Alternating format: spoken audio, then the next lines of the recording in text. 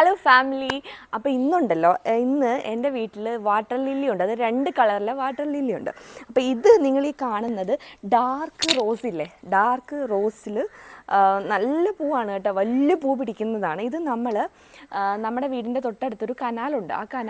ആ കനാലിൽ നല്ലോണം മഴക്കാലം ആകുമ്പോൾ ഫുള്ള് ഇതങ്ങ് വെള്ളം കാണാത്ത രീതിയിൽ പൂ പിടിച്ചിട്ട് നല്ല ഭംഗിയാണ് നിൽക്കുന്നതാണ്. അപ്പോൾ അവിടുന്ന് നമ്മളൊരു തണ്ടൊപ്പിച്ച് കൊണ്ടുവന്ന കേട്ടോ.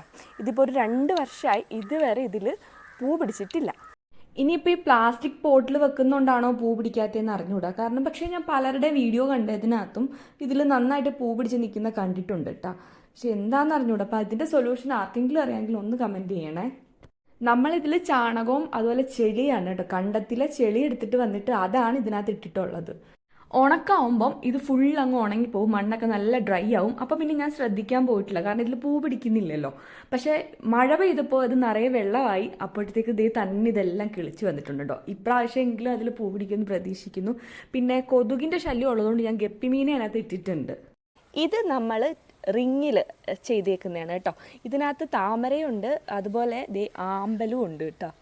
ഈ ആമ്പൽ വയലറ്റ് കളറാണ്. ഇതിന് നല്ല പൂ പിടിക്കാറുണ്ട്, എന്നും പൂവുണ്ട്. പക്ഷെ ഇപ്പം കാണുന്നില്ല, പക്ഷേ പൂവുണ്ട്, എന്നും പൂ പിടിക്കാറുണ്ട്. പക്ഷെ മറ്റേത് എന്ത് ചെയ്യണമെന്ന് ഒരു ഐഡിയ ഇല്ല. ഇത് ഈ ഇടയ്ക്ക് നമ്മുടെ വയലറ്റ് വാട്ടർ ലില്ലിയിൽ പൂ പിടിച്ചതാണ് കേട്ടോ.